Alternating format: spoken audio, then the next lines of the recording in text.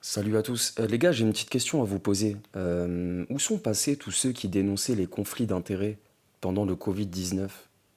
Où sont passées toutes ces chaînes de la réinformation qui n'ont cessé de parler de conflits d'intérêts?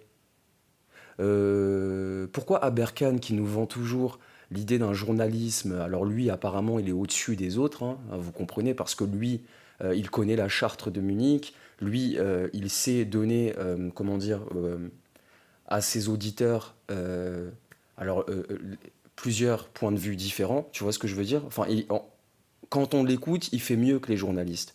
Ok? Donc moi j'ai deux, trois questions à poser. Pourquoi plus personne ne parle de conflit d'intérêts quand il s'agit du conflit israélo-palestinien?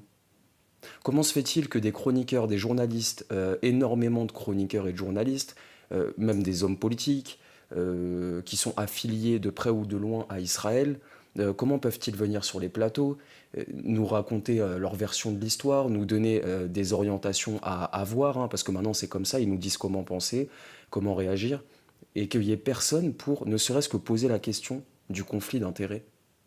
Où est Berkoff, qui a traîné je ne sais combien de médecins dans la boue, alors après à tort ou à raison, hein, qui nous joue la carte de la transparence? Où sont-ils ces gens-là? Ont-ils peur?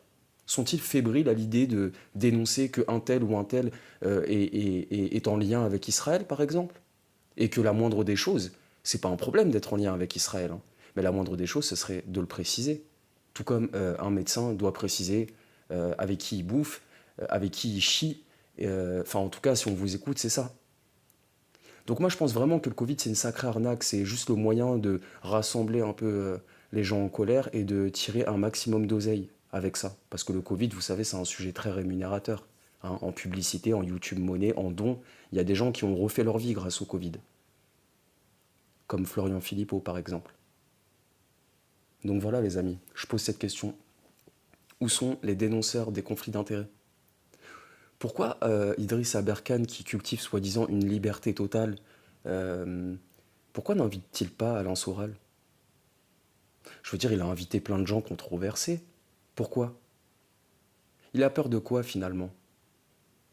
Parce que je pense que sur le conflit israélo-palestinien, s'il y a bien un son de cloche un petit peu différent, c'est bien l'avis d'Alain Soral. Et puis même, pourquoi priver les Français de cela? Je veux dire, il a invité énormément de gens. Après, les gens se font leur opinion. Ne serait-ce pas pour conserver sa petite place sur le trottoir de YouTube, comme font tous les autres?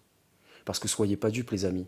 Quand ils vous dénoncent les gens qui sont sous perfusion de McKinsey, mais est-ce que vous réalisez que ces gens-là, pour la plupart, sont sous perfusion de l'oncle Sam de la même manière, mais via la YouTube Money?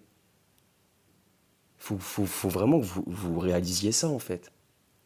Tu peux pas reprocher à des députés ou je ne sais quoi d'être sous la tutelle de McKinsey, parce que c'est eux qui les arrosent, qui les payent, qui les engraissent, et toi en même temps tu es sous la tutelle de l'oncle Sam via ta chaîne YouTube, tu t'interdis certains sujets, tu t'autocensures, tu fais bien attention à ce que tu dis. Alors les médecins, on peut y aller, hein. Ah, pendant des années vous leur avez mis aux médecins, hein.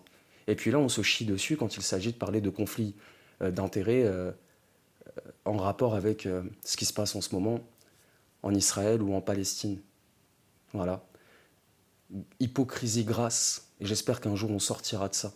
Tu vois? Et quand il y a des gens qui accusent Aberkan d'être un escroc, quand je vois là sa petite façon de faire, tu vois, parce que finalement il est comme les autres, c'est je fais de l'argent un maximum sur le sang et sur les malheurs des Français, hein, je glisse mon message révolutionnaire entre 15 publicités en faisant genre que moi je suis au-dessus de la mêlée. Enfin, je veux dire, les gars, réveillez-vous, hein, réveillez-vous. Je vous laisse là-dessus, n'hésitez pas à dire ce que vous en pensez. Salut.